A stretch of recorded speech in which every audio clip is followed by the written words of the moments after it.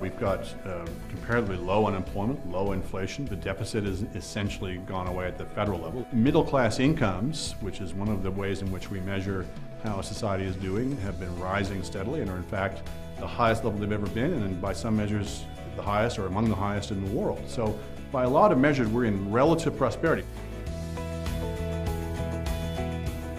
We've done very well in recent decades by having very rapid labor force growth, one of the fastest in the world, and that's how we've generated higher income growth. We've just put more people to work. Well, in the years to come, the decades to come, the labor force growth is going to flatline, and in fact, as a proportion of the population, the working age population is going to get smaller. That's going to present challenges both on the cost side, because it costs a lot to provide health care to people as they get older, especially as they start to get into the 70s and the 80s and 90s. And on the other side of the equation, we're going to have fewer people generating the revenues that we need to pay for all that. So the only thing that's really going to deal with that in any substantial way is if we get started now at raising national productivity. People will tend, I think, to create wealth, to increase productivity, to drive efficiency if you do two things: if you let them and if you force them. When I say let them, I mean removing the barriers that are now impeding them from investing and creating capital, creating wealth. And one of the biggest of those is tax rates. If you can cut the tax rate, then a lot of investments that would previously have been uneconomic for people become economic for that reason. And the second thing is we've got to be more open to supplementing our own domestic savings and investment with foreign savings and willingness of foreigners to invest in this country. And we're going to need frankly, every dollar we can find to generate the kind of very high levels of investment and very high levels of productivity growth that we're going to need. So that's the let them side. Even if you do all those things, people don't really make the changes they need to make, oftentimes because they're painful. Sometimes it means you have to lay people off, or you have to change the way you do things at a company. They don't make those kinds of painful but necessary changes until they have to.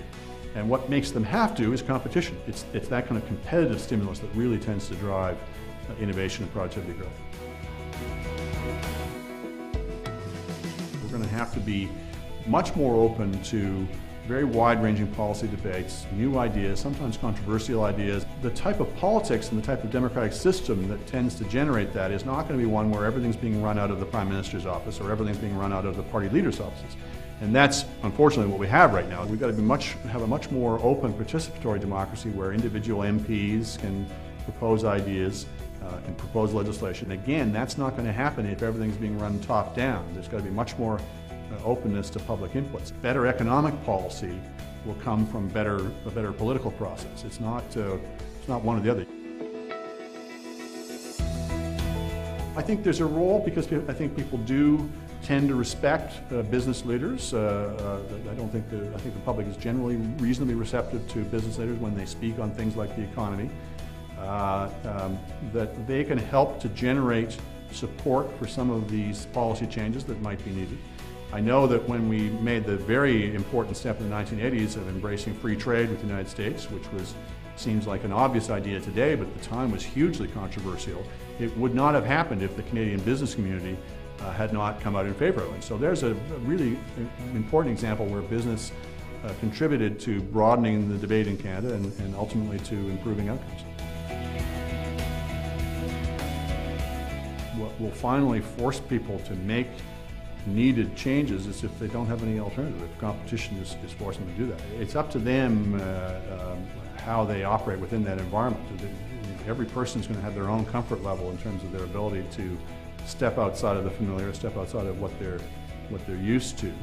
And it's not for me to tell them otherwise, but what I can do, or what policymakers can do, is to change the environment they're operating under, where you shift the balance in favor of, well, let's maybe try this new thing because the old thing isn't going to work for us.